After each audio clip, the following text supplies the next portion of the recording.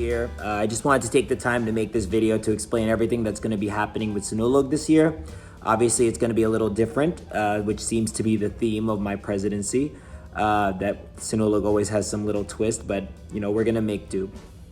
So, for those of you who might remember, when we did Flores de Mayo, we did the virtual mass, and that is looking like what we're going to be doing for the Sinulog Mass as well.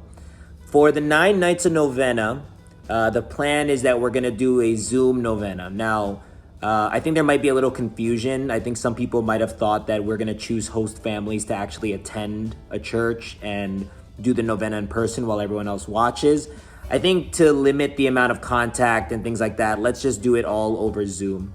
So for those of you who participated in the novenas that we did at the beginning of the pandemic, we're going to be doing it similar to that. I will be attaching the link soon, but we're going to do the novenas every day at 6:30 for the 9 nights. The way that I'm planning to do this, and this is flexible, so if this doesn't work out, we can kind of change it. But every night of the novena, usually there's host families. In Rockland, we usually chose about 3 host families. In New Jersey, I've heard that you guys had 5 host families, and they would kind of divide who was leading the rosary, who was leading the novena, things like that. Now, for those of you who have been involved in a Zoom, and as we saw when we did the Zoom prayers at the beginning of the pandemic, if everyone's microphone is on, the echo can be overwhelming and you don't actually get to hear what's going on.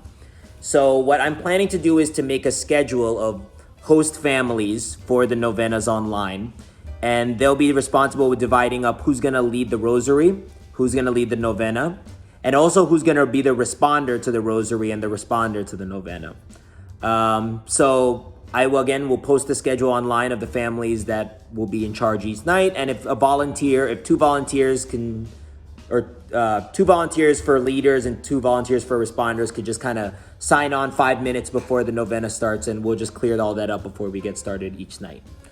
I'll make sure to share a screen so that everyone who doesn't have a copy of the novena will be able to read it as they go along. For the Sinolog Mask, it's scheduled for January 17th at 3:30 p.m. The plan is that we will be having it at Sacred Heart, which is where we've had it for the last few years. And Father Ravi will be officiating. However, we are experiencing a little bit of a hiccup. I was told today that there's a new pastor, and he's trying to get us to combine First Friday with Sinolog and doing it at the beginning of February, which is not something that I'm trying to have done. So I've reached out to the church. I just found this information out today. I reached out to the church. Father Ravi said that that I should speak with the new pastor, so I'm trying to arrange to speak with him. I will keep you all posted on that. And once I get that ironed out, I'm also planning to let you all know how many people we're allowed to have in the church. If you remember, for Flores de Mayo, we were allowed 10 people, which we mainly used with the choir so that there could be music during the Mass. If there's a bigger amount allowed, I will let you all know. And if people are interested in attending the church, then I will try to make sure that we have a first come, first served basis for who can go to the church. I also would request, if anyone has any petitions for anyone who is sick, anyone who's passed away, please let us know. We would like to include them in the Mass. I have put Crystal in charge of that, so you can email her at kjmlucero@gmail.com, or you can call or text her at 856-535-1409. Just let her know if you have anyone that you'd like to be included in the Mass petitions. And lastly, this year, obviously, we're trying to collect donations to offer to the churches, both St. Anthony's, which is the usual church that Rockland does their Mass, their novenas at, and Sacred Heart, which, if all goes well, will be the church that will allow us to do the Sinulog Mass.